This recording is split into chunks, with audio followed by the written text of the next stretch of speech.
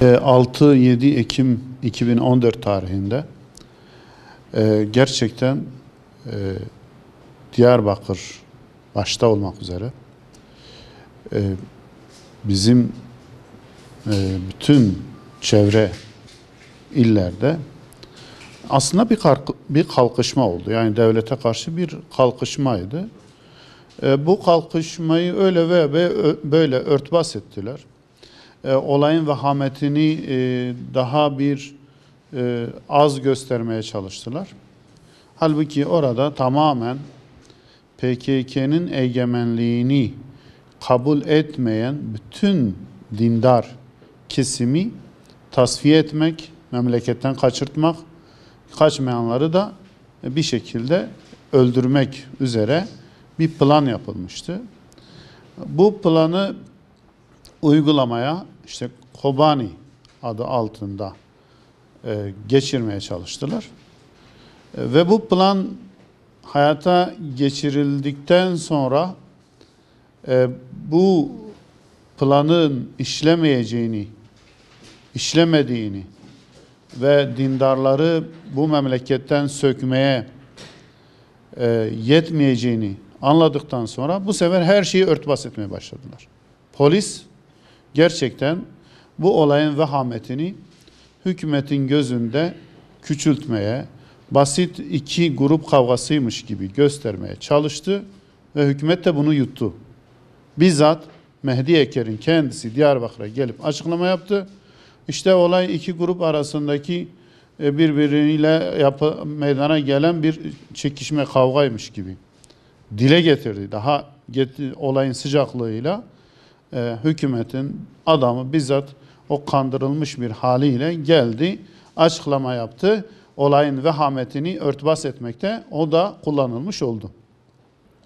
Hatta yani biz dosyayla ilgili gidip savcılıktan bilgi istediğimizde işte gizli kararı alınmış. Yoksa işte bu sefer kendilerince yani bizi kandırmaya çalışıyorlardı.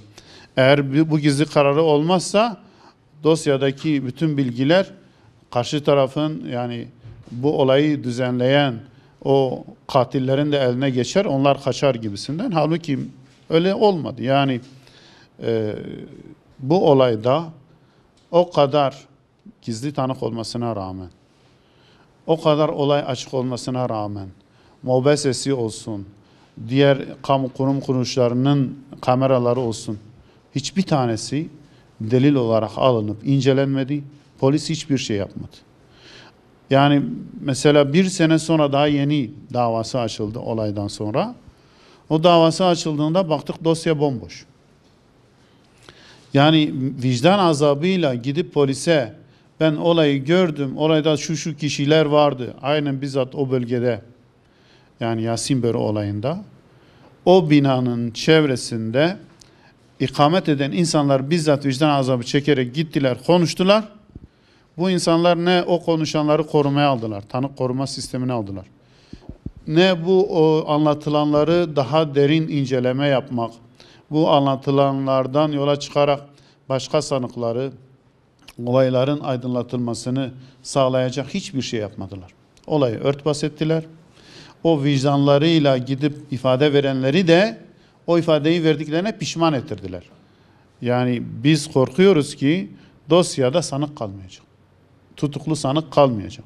Yasinbörü dosyası bir kalkışma dosyasıdır. O olayla ilgili bütün polisler, bütün adliyedeki soruşturmayla ilgili olan herkes tekrar gözden geçirilsin. Bu olay basit bir olay değildi. PKK'liler gibi düşünmeyen insanların bu memleketten ölü veya diri atılması meselesiydi. Bunun bu şekilde bilinmesi gerekir. Bu kadar büyük bir olay basitleştirildi. Şu an Ankara'da gidip geliyoruz. Peyderpey tahliyeler verildi. Şu an hükümet eğer üzerine durursa, özellikle soruşturma aşamasındaki savcıları, katipleri ve polisleri bir incelemeye tabi tutarsa, bu olayın arkasında işte FETÖ örgütünün bu olayı örtbas etmeye çalıştığı, ve bir şekilde olayın içinde olduğu da ortaya çıkmış olacaktır. Bizzat olayda göreve çağrılmasına rağmen evinden çıkmayan polisler vardır. Yani hükümetin bu konuda soruşturma açması lazımdı. Bu olayda polisin çıkmaması bir şekilde FETÖ örgütünün bu olayın içerisinde olduğunu ve bizzat olayın farkında olduğunu bize açıkça göstermektedir. 6-8 Ekim olaylarında polisin çıkmaması, polisin görüntüleri vermemesi, mobeseler arızalıdır demesi, bunlar işbirliği açısından delil olarak gözüküyor.